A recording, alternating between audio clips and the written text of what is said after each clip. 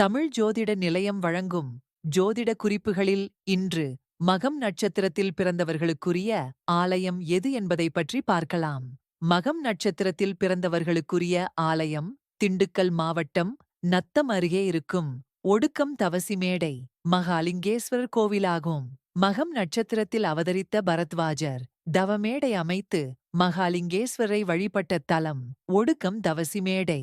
கோயிலுக்கு வரும் அடியவர்களின் பாதம் தன்மீது பட வேண்டும் என்பதற்காக பரத்வாஜரே இங்கு பீடமாக இருக்கிறார்.